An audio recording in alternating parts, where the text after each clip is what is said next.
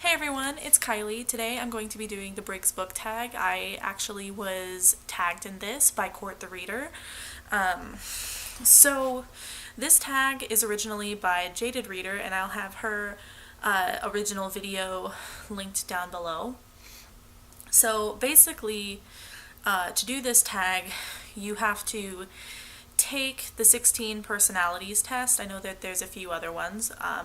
Of course, all of that information will be underneath her original video. When you take the personality test, and I don't know if I'm explaining this correctly, but when you take the personality test, you're going to end up with a few letters, some acronyms for your personality type. Now, I actually have taken this a few times, and let me pull it up. I still have my email, so I'm just gonna reference that one. Alright, so I am actually an ISTJ-T, and that's the logistician. And I'm just gonna go through what my email here says, and it says individual traits: introverted, observant, thinking, judging, and turbulent. The role is sentinel, and strategy is constant improvement. ISTJT. I probably have to keep going back to that, to be honest with you. Jaded Reader has actually made a whole Google Documents sheet with all of the information for this tag, since it can get kind of confusing. For each letter in your personality type, there will be corresponding questions, and you read off the questions that correspond with your letters, so you won't necessarily have to answer every single one of these. My first letter is an I, so for introvert, I'm just going to go ahead and read right off my phone. It says, you can be outgoing but need to recharge with some calming solitude. Where is your favorite place to read and unwind? Why is this little oasis where you choose to go? I definitely prefer reading in solitude or just no distractions. I'm really fortunate with my work, and I can actually read in between calls that I take, so that's become a familiar place for me to read.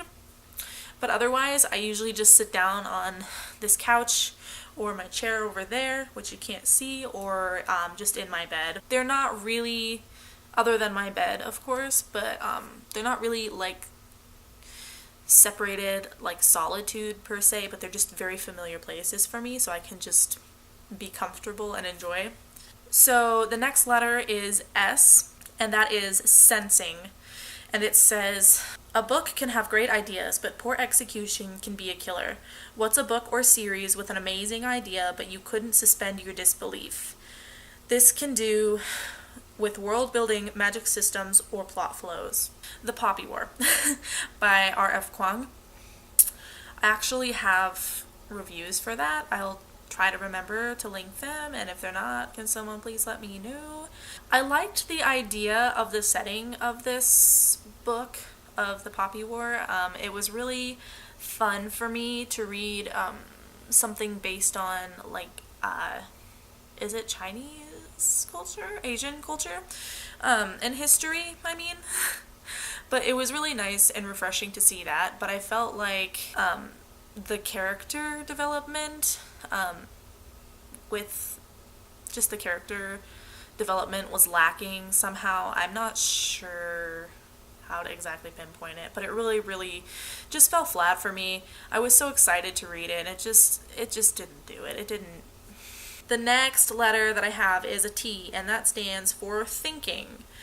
And it says, nonfiction for some can seem tedious, but where would we be without the truths of our world?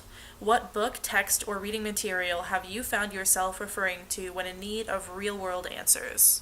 Yeah, I don't actually, I like nonfiction, but I don't really read things that I would be seeking legitimate real-world solutions from. I just like to learn about things.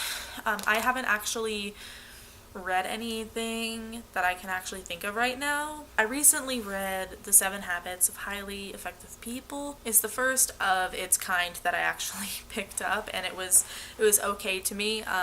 I do think that there are some things in there that are worth considering. I'm also thinking of picking up First Break All the Rules. It was actually recommended to me by one of my managers. I have no idea when I'm actually going to do that, so I'm sorry I don't have a better answer for this question. Maybe I should probably try and read more of those types of books. And then my next letter is J, which is judging. And I'm just going to go ahead and continue to read right off of this sheet. It says, all play and no work leads to chaotic disorder and anarchy. How do you structure and balance your reading, booktube, and personal life to better use your time? I work a full 40 hours a week, and I am a full-time mom.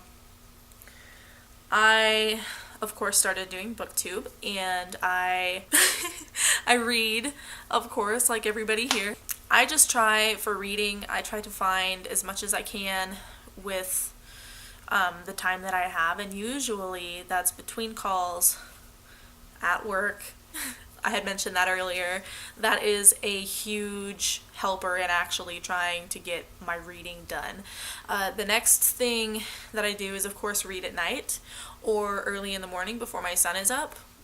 In terms of actually balancing booktube and work and like everyday home stuff is I usually film at night when everyone's asleep or my husband has gone to work because he works at night. It's the same time that I do my editing, and the night before that I upload, I actually just set it up to upload, and it uploads while I'm sleeping, and that definitely helps. It also doesn't completely suck up the internet for the rest of my family. I know, not really like that satisfying of an answer, but it's how I make it work. I just find the time and I make sure to do it, and definitely keeping to a schedule helps me stick to it. Because that's what schedules are for.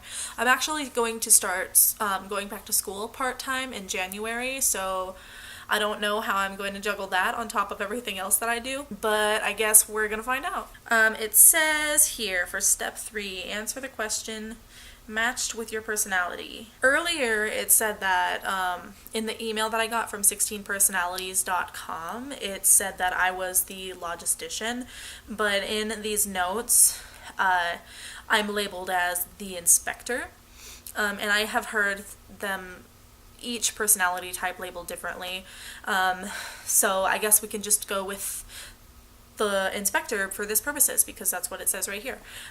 So I am an ISTJ, and my official email has a -T at the end of that, but it just says ISTJ, the inspector.